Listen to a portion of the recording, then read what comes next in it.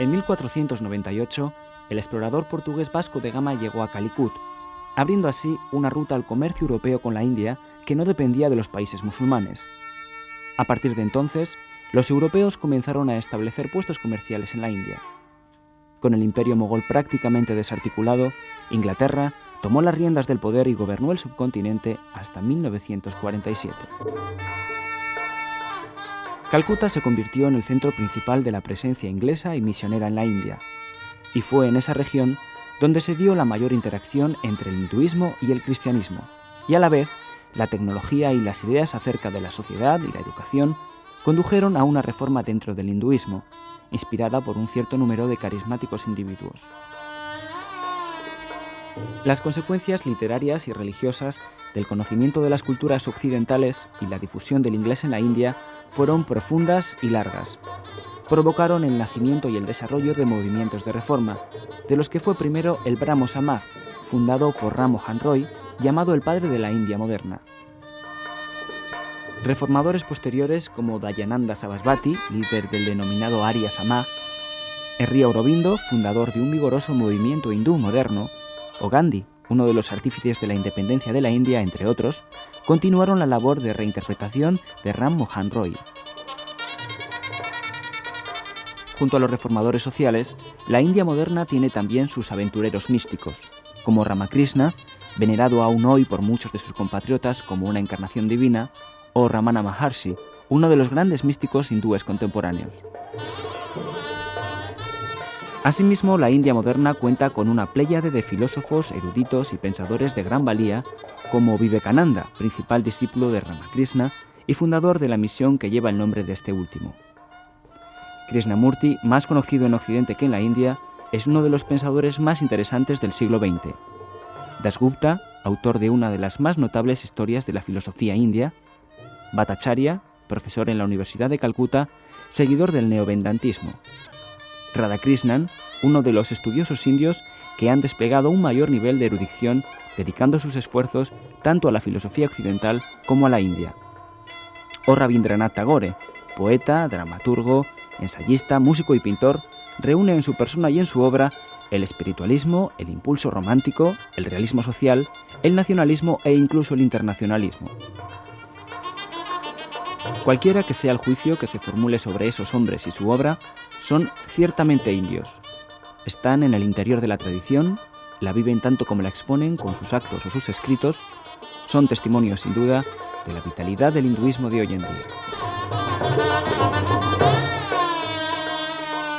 Vamos a continuación a aproximarnos a uno de los grandes pensadores de la India, Sri Aurobindo. Filósofo, poeta, explorador de la conciencia, Aurobindo nació en Calcuta en el año 1872 y murió en Pondicherry en 1950. Se educó en Inglaterra, donde estudió latín y griego y varias lenguas europeas, y de regreso a la India en el año 1893 inició el estudio de las grandes tradiciones sánscritas y bengalí, e intervino activamente, al parecer, en las luchas políticas como una importante cabecilla del sector nacionalista radical del Partido del Congreso Indio. Arrestado y encarcelado, vivió en su encierro una serie de experiencias que transformaron profundamente su vida. Desde 1910 residió en Pondicherry, donde se consagró a la vida espiritual. En torno a él se formó un ashram hoy mundialmente conocido. Entre sus obras más notables figuran La síntesis del yoga y La vida divina. En la primera, La síntesis del yoga, define un yoga integral porque incorporaba, según palabras de Aurobindo, todas las formas previas del yoga como una preparación para un avance evolucionista en la naturaleza espiritual de la humanidad. Dice Aurobindo, toda la vida es yoga, consciente o subconscientemente, pues con este término significamos un esfuerzo metodizado en pos de la autoperfección mediante la expresión de las potencialidades latentes en el ser y una unión del individuo humano con la existencia universal y trascendente que vemos parcialmente expresada en el hombre y en el cosmos.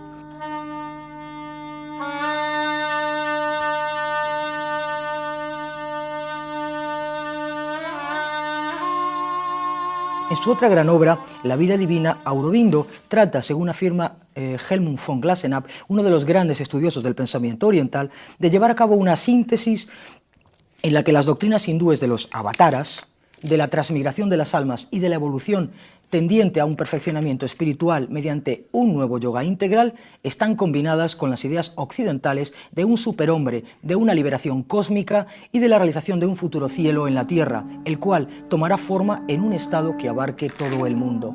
El problema que este autor se planteó, dice Giuseppe Tucci, otro conocido investigador del pensamiento oriental, no solo interesa en cierto sentido a la India, por cuanto es el mismo que angustia a nuestra generación, al mismo tiempo expresa el apuro de Asia desconcertada por el encuentro repentino de sus tradiciones con nuestro pensamiento, e igualmente el de todos nosotros, fascinados por la ciencia y olvidadizos de la sabiduría, atentos al hecho e indiferentes al encanto de la magia o del mito, criaturas desintegradas por el hecho de que el intelecto prevalezca sobre la imaginación y el sentimiento. Otro pensador importante en la India también es Rabindranath Tagore, nacido en 1861, muerto en 1941, premio Nobel en 1913 y autor de 8 novelas, 24 comedias, 1000 poemas y más de 2000 canciones, y que es conocido como poeta, pero que en la India es también reverenciado como filósofo, como maestro estético. Es una persona muy importante del cambio de siglo, tuvo la influencia de Ram Mohan Roy, de su padre Devendranath Tagore, estuvo relacionado con la Brahmo Samaj y con la Arya Samaj, movimientos que durante la época del renacimiento cultural bengalí se dedicaron a la renovación del hinduismo mediante la recuperación de las tradiciones y también mediante la eliminación de las lacras sociales, como por ejemplo el matrimonio infantil, la práctica del sati o cremación de las viudas, la intocabilidad, y en todo esto estuvo Tagore participando activamente.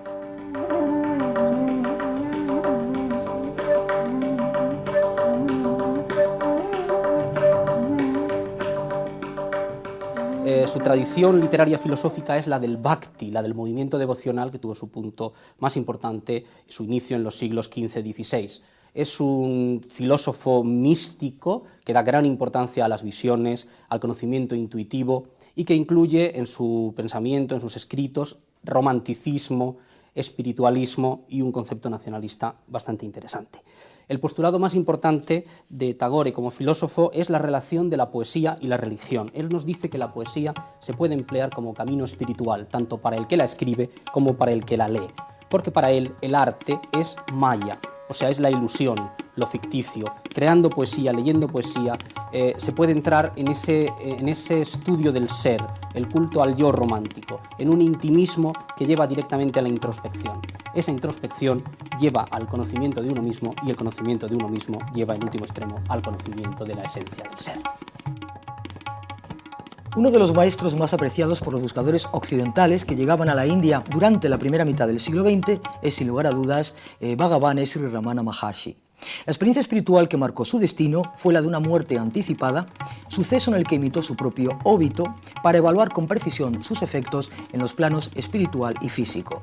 Después de esta valiosa experiencia, no le quedó a Maharshi más duda respecto a la trascendencia del espíritu inmortal, y dice: el cuerpo muere, pero el espíritu que lo trasciende no puede ser tocado por la muerte. Esto significa que soy un espíritu inmortal.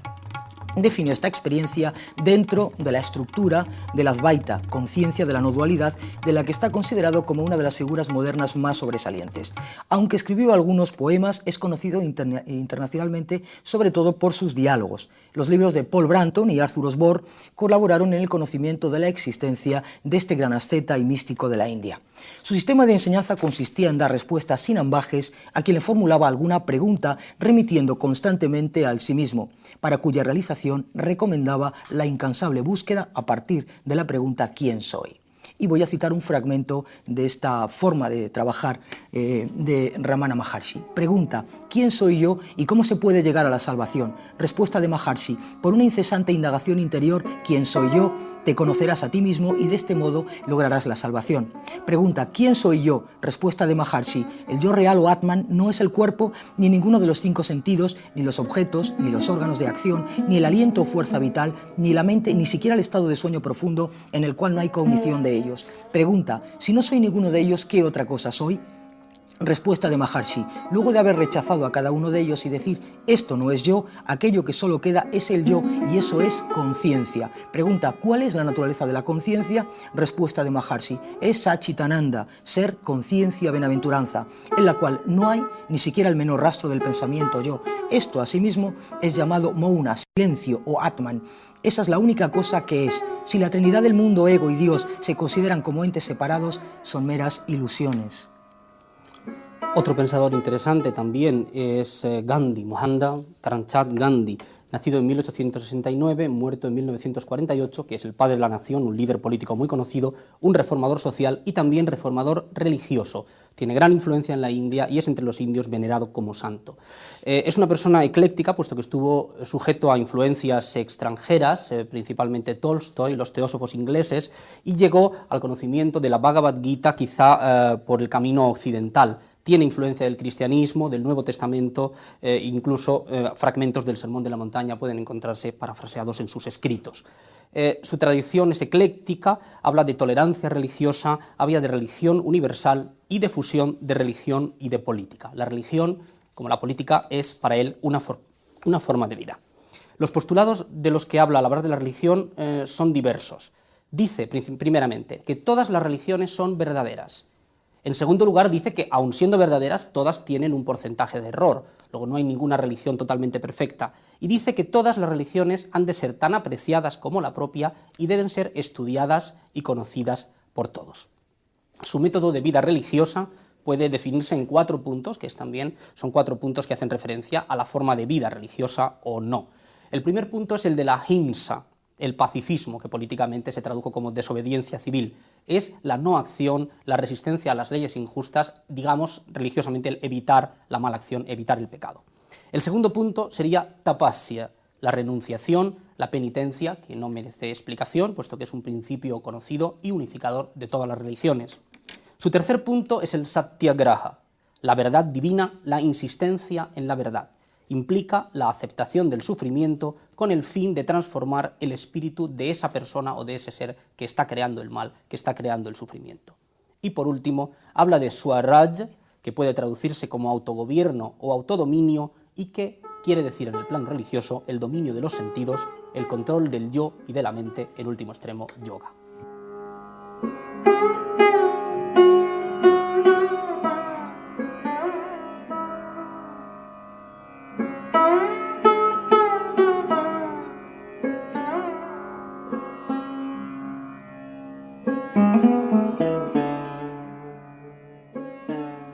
Pues todos estos grandes humanistas han dejado tras de sí una profunda huella en forma de asociaciones espirituales, de maestros, de discípulos, de intervenciones de tipo político, actuaciones políticas, seguidores entusiastas, discípulos, en fin, la mayor parte de ellos, quizá todos ellos, permanecen aún vivos hoy en la memoria y en las obras de muchas personas, de muchos hombres y mujeres del mundo oriental y del mundo occidental. Y hasta aquí hemos hablado de algunos pensadores de la India, hemos dejado muchos en el tintero, pero esperemos que en próximos programas podamos abundar un poco más, profundizar en algunos de los que hemos dejado fuera en esta ocasión.